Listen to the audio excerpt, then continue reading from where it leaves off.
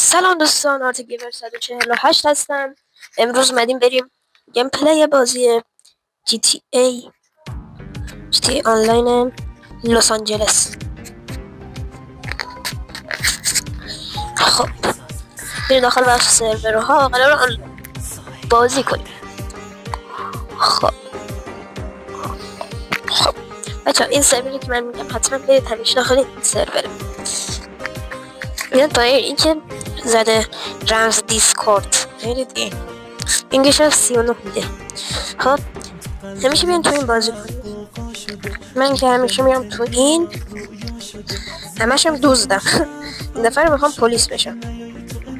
ببینم پلیس بودن چقدر عذاب منه. این که داخل سرورها هست.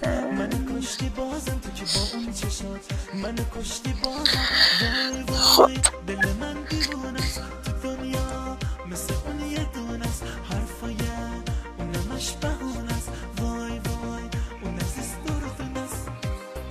بریم ببینیم که چی در انتظاره.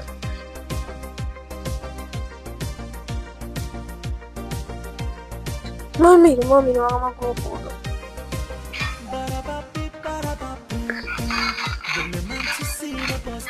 بابا نزن، پلیسم.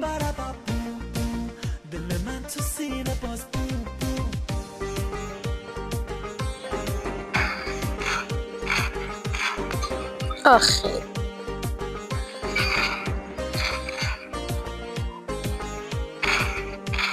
زدمش، میخواد ماشین بگیره، زدمش.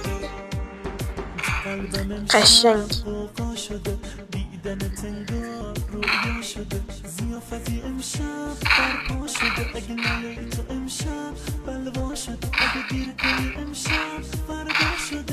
آها.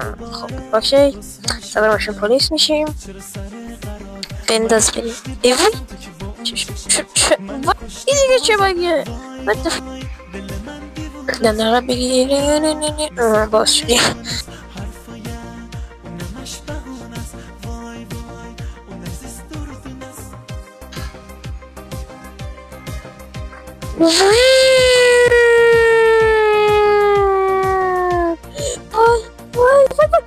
حاجی پرکوب دیدی چی میشون دیگه. خوب بود. کنم تعمیر میکنم، رنگ و عوض میکنه، تعمیر میکنه، این تعمیر میکنه. آها تعمیر شد. فاک ایفی وای استغفر. دوستان امیدوارم از این ویدیو خوشتون اومده باشه. فعلا خدا نگهدار. این سرور به درد